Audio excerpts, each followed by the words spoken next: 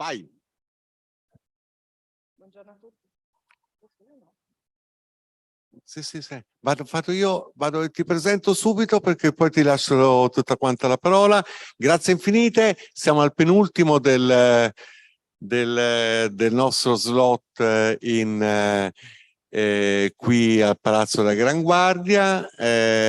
Allora io ho promesso a tutte le persone che erano qua prima che quando mi rimetterò a posto con la mia gamba un po' malandata, e sarà presto naturalmente, andrò dove stavano parlando, per cui prima ho fatto Cuba, però sono passato da Tivoli, ok, e però io sono dall'anno scorso che hai presentato, hai raccontato una Gran Canaria fascinosa, insomma, sono molto interessato a sapere questi argomenti che tratterai, perché non è detto che inverti la scaletta, che il primo posto in cui andrò sia è Gran Canaria. Ti lascio a te.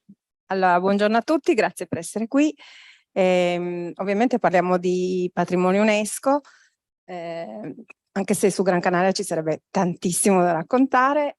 Oggi vi parlo dei Monti Sacri di Gran Canaria, che insieme a Risco Caído sono patrimonio dell'umanità dal luglio del 2019, quindi siamo giovanissimi, anche se il patrimonio in realtà esiste da più di 2000 anni. Allora, io voglio raccontarvi un attimo la storia di Gran Canaria e delle Isole Canarie. Le Canarie sono conosciute, cioè, si conoscevano fin dall'antichità, i romani le chiamavano le Isole Fortunate, quindi sicuramente per motivi climatologici. Gli abitanti, le Canarie vengono popolate diciamo alla fine dell'età del ferro. Sicuramente vengono popolate da popolazioni berbere del Nord Africa. Si pensa, una delle teorie più attendibili, che siano stati berberi portati dai romani durante la dominazione del Nord Africa, dalle popolazioni che non si sottoponevano, non sottostavano alla dominazione romana. Perché pensiamo questo? Pensiamo questo perché le popolazioni le preispaniche, quindi aborigene delle Isole Canarie, non conoscevano l'uso della navigazione, quindi devono essere state portate necessariamente lì. Poi, dipendendo dall'isola, alcune isole avevano popolazioni che si dedicavano più all'agricoltura, altre più all'allevamento, e altre, come l'isola di Gran Canaria, avevano un'economia, diciamo, mista, sia allevamento che agricoltura. La storia delle Isole Canarie è particolare, perché passa dalla preistoria all'era moderna senza avere una storia antica. Quindi ci ritroviamo nel XV secolo, quando vengono conquistate ovviamente dalla Corona di Castiglia, ma in realtà le motivazioni sono commerciali, sono spinte dai navigatori italiani, dai pisani, dai genovesi, dai nizzardi, perché questi commercianti, questi navigatori cercavano di evitare la via del sale per i continui attacchi dei berberi, quindi dovevano trovare una via alternativa alla via del sale che percorreva tutto il Marocco. E quindi vengono conquistate, diciamo, nel XV secolo. Quando i conquistadores arrivano, si trovano una popolazione ben strutturata, cioè con una società ben strutturata, con un Guanarteme, nel caso di Gran Canaria, che è il re, i Faicanes, che sono l'autorità religiosa più alta, e poi tutta una serie a scalare fino ad arrivare agli intoccabili, che erano la popolazione, erano le persone che si dedicavano a mestieri che avevano a che fare con il sangue, quindi dai macellai ai boia, o insomma loro anche da morti venivano seppelliti a parte, allontanati, fuori dalle mura delle necropoli che ci sono tuttora. Perché vi sto raccontando la storia? Perché il patrimonio UNESCO di Gran Canaria include Risco Caído e i Monti Sacri di Gran Canaria. Risco Caído è una grotta che fa parte della C6, che fa parte di una serie di grotte che si trovano in un barranco a 1600 metri di altitudine, di difficile accesso, e che vengono scoperte, che viene scoperta il suo vero valore nel 1995, quindi recentemente. La grotta non si può visitare perché è appunto intanto per cercare di proteggerla, ma poi proprio perché è di difficile accesso. Quindi c'è una riproduzione a dimensioni naturali 1 a 1 nel centro di interpretazione di Artenara, dove si parla proprio, si studia la grotta, si vede il perché dell'importanza di questa grotta e un po' si esplica tutto quello che è il paesaggio culturale di Gran Canaria, perché i Monti Sacri di Gran Canaria non corrispondono a un monumento, ma sono 18.000 ettari in cui si trovano vari siti archeologici, da case grotte a monumenti naturali religiosi, a granai, a cisterne. Quindi questi 18.000 ettari che occupano quasi la totalità della caldera di Tejeda, quindi il centro dell'isola e 4 comuni, corrispondono circa un 11% del territorio e sono anche all'interno della riserva della biosfera, sempre dell'UNESCO di Gran Canaria, che occupa circa il 46% del territorio. Quindi stiamo parlando di territori protetti. Quindi a Gran Canaria troviamo un parco archeologico che forse è il più importante di tutte le isole Canarie, con più di 2000 siti archeologici e 11 centri che si possono visitare. E attraverso questi centri noi conosciamo la storia di questa popolazione che praticamente rimane isolata nell'età della pietra fino alla conquista degli spagnoli. Quindi quando alcuni di essi moriranno e altri si convertiranno e si sposeranno con i conquistadores, quindi si creeranno delle famiglie, quello che abbiamo oggi della popolazione attuale è proprio il frutto di queste due, chiamiamole anche etnie e culture diverse.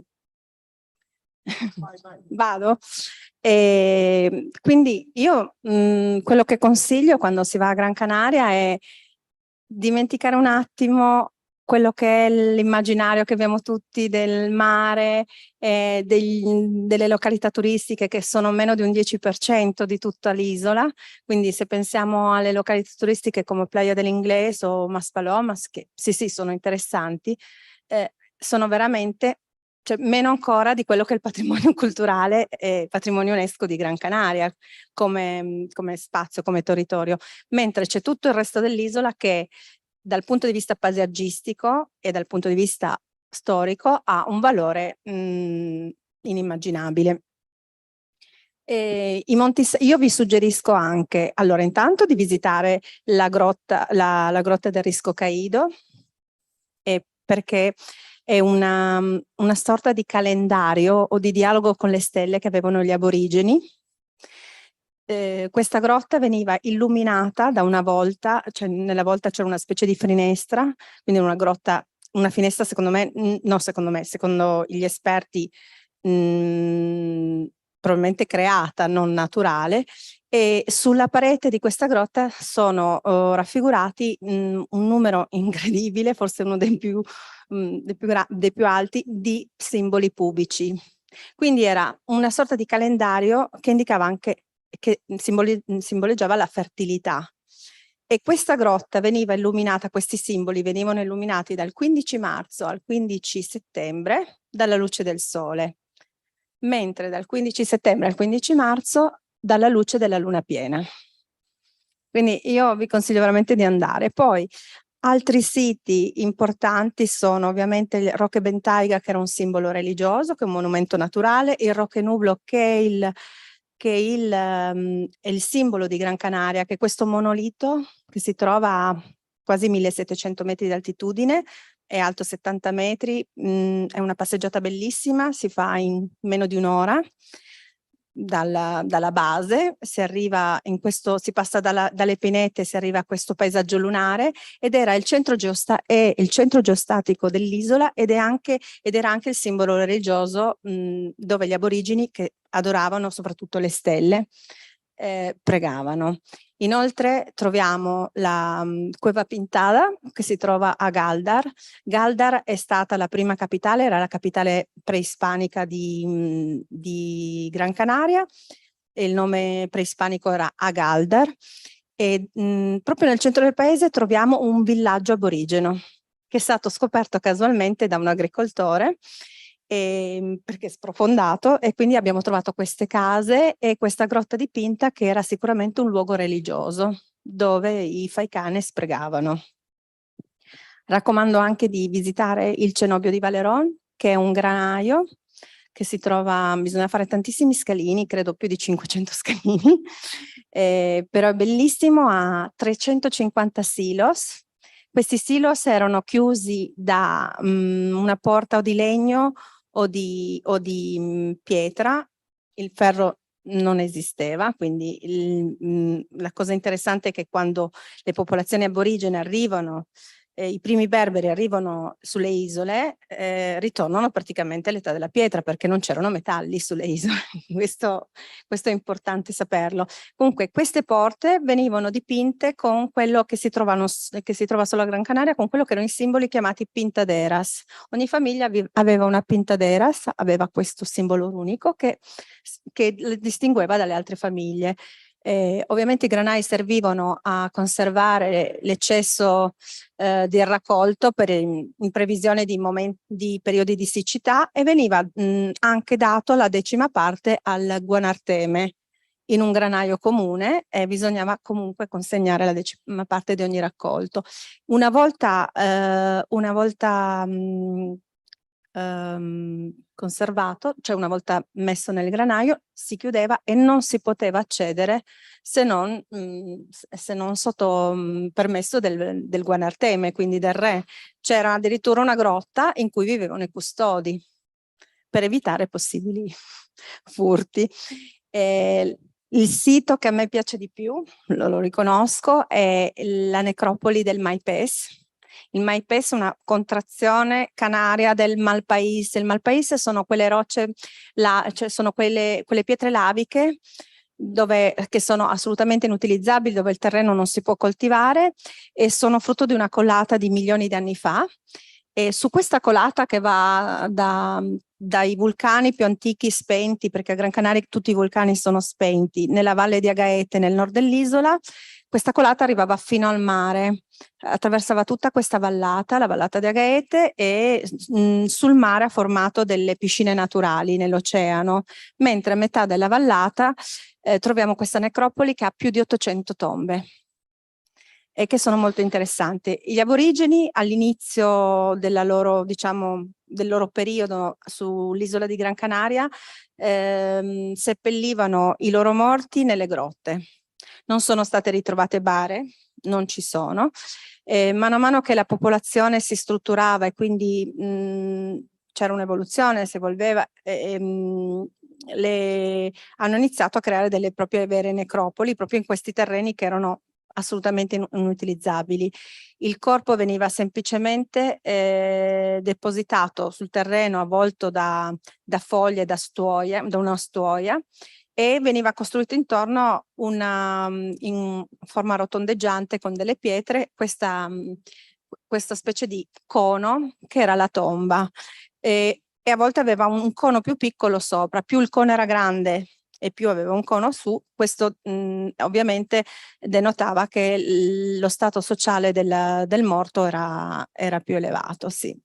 Ci sono di questo necropoli, la necropoli è divisa in 3 parti, per adesso è stata recuperata una parte solamente perché ovviamente ci vogliono tanti fondi, e non ci sono ovviamente più resti, sono quelli che sono stati trovati perché a inizio del XX secolo c'è stata una sorta di furto da scienziati o pseudotali. Quello che è stato trovato è stato portato al Museo di Storia di Gran Canaria, che si trova a Las Palmas. Lì si trovano mummie, si trovano scheletri, si trovano un po'. Gli abitanti di Gran Canaria erano soprattutto alti, biondi, con gli occhi chiari. Quindi niente a che vedere con quello che noi pensiamo. Quelli bassi e scuri erano i conquistadores, tutto sommato. Quindi Questi secondo me sono i siti più interessanti, ce ne sono tanti altri, ci sono altre necropoli, ci sono altre case grotte, si può conoscere un po' anche i rituali che utilizzavano gli aborigeni. Quindi noi ci ritroviamo con questo patrimonio che è veramente impressionante e che comunque dà un valore aggiunto per capire anche la cultura di un arcipelago che è conosciuto solo e soprattutto come destinazione turistica.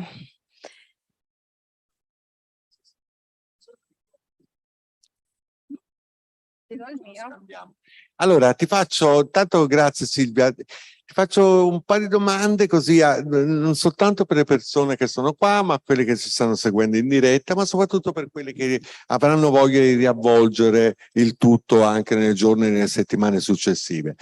Intanto, siccome tu non ci stai parlando di mare, cioè nel senso ci stai parlando che siamo in un arcipelago, siamo delle isole, però l'invito è a una delle pagine magari non lette, non molto, e quindi che hanno bisogno di una chiave di approfondimento mediato culturalmente, eccetera, eccetera.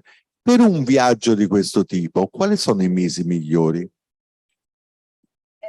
Beh, noi abbiamo... Sì, io lo dico con un certo orgoglio, abbiamo il miglior clima del mondo certificato. Abbiamo una media di 24 gradi tutto l'anno, quindi soprattutto sulla costa. Poi ovviamente andando in su in altitudine si possono avere picchi di caldo o di freddo, ma in generale il clima è mite. Perché mite? Se guardiamo l'ubicazione geografica sono isole oceaniche, quindi Oceano Atlantico, e siamo al sud del Marocco. Per posizione dovremmo avere delle temperature sopra i 40. Intervengono due fattori che mitigano il clima e che lo rendono veramente uno dei migliori al mondo: la corrente delle Azzorre e i venti alisei, che soffiano soprattutto da metà maggio a metà agosto. Quindi se vogliamo evitare i mesi più ventosi, per modo di dire, perché a differenza di altre isole che hanno dei rilievi più bassi, con dei rilievi di circa 1600-2000 metri, i venti alisei vengono comunque fermati dai monti, anche perché i venti soffiano da nord-est. C'è solo un lato dell'isola, che è la zona più o meno dell'aeroporto, che è più ventosa, e dove si svolgono i campionati mondiali di surf, di windsurf, di kitesurf. Mentre i mesi più caldi, se uno, diciamo così, vuole fare una cosa più con un clima più caldo, sono decisamente settembre-ottobre, perché sono i mesi del Mar de Calmas. Gli alisei smettono di soffiare, il mare è in calma e l'oceano si è riscaldato molto di più dopo l'estate. Per me, per visitare l'interno dell'isola, i mesi migliori sono sicuramente le mezze stagioni, l'autunno e la primavera. È piovosa? No, diciamo che è ciclico, ci sono anni in cui piove di più, anni in cui purtroppo noi abbiamo avuto dei forti incendi. La cosa interessante delle Isole Canarie è che l'interno è coperto soprattutto da pinete. I pini canari sono una specie di pino unico al mondo, perché ha un'altissima resistenza al fuoco. Quindi quando ci sono, infatti si sta cercando di portare in Europa, perché quando ci sono questi incendi che sono molto violenti, il pino brucia fuori, ma la linfa vitale rimane viva. Quindi dopo un anno da questo tronco nero iniziano a spuntare di nuovo i germogli. E quindi c'è un recupero dal punto di vista paesaggistico decisamente veloce. Poi teniamo conto che le isole sono tutte vulcaniche, quindi un terreno molto fertile dal punto di vista dell'agricoltura, della flora e della fauna. Gran Canaria è conosciuta come il continente in miniatura, 49 microclimi diversi, e quindi troviamo tutti i paesaggi o tutte le varianti paesaggistiche di tutte le isole Canarie. Quindi troviamo i paesaggi lunari, troviamo i paesaggi alpini, troviamo quelli tropicali, i paesaggi tipo i canyon dell'Arizona. Vi faccio un esempio: noi vantiamo l'unico cammino di Santiago non continentale ufficiale, riconosciuto dal Vaticano, quindi col bollino papale, dal 1995. Il cammino di Santiago, che sono 67 chilometri che io quest'anno ho fatto a marzo con National Geographic, parte dal faro di Maspalomas, quindi dal sud dell'isola, dove ci sono le dune di Maspalomas, 400 ettari di parco naturale che sembra il deserto del Sahara, e parte dal faro, va su attraverso, arriva a Tunte, poi a Tejeda, cioè va verso proprio il centro dell'isola, quindi passiamo dal caldo, da questi paesaggi proprio con i cactus e con queste piante grasse e questo paesaggio roccioso che sembra veramente l'Arizona, a un paesaggio alpino con grandi pinete, a un paesaggio lunare e poi a foreste che sembra l'Irlanda, con il muschio, quindi scendiamo giù dall'altra parte e si arriva a Galdar. Perché Santiago? Perché la leggenda racconta che dei navigatori nel XVI secolo riuscirono a scampare una tempesta e per ringraziare di essere sopravvissuti arrivarono fino a questo paesino a metà montagna che si chiama Tunte e costruirono un eremo in onore a Santiago. Nella prima capitale di Gran Canaria, appunto, che era Galdar, dove vi ho raccontato prima, c'è la chiesa di Santiago de los Caballeros. E quindi c'è proprio la concia, la conchiglia di Santiago, il passaporto del pellegrino. Ve lo dico se volete fare il percorso si fa in 3 giorni, tranquillamente. Sì, 67 chilometri, diciamo che sono 20 e pochi al giorno. Però ci possono essere delle varianti per vedere per esempio la Risco Caído d'Artenara, ci possono essere varie varianti, quindi uno può farlo anche in una settimana se lo organizza. Poi noi siamo il paradiso del cicloturismo, del trekking, dell'outdoor.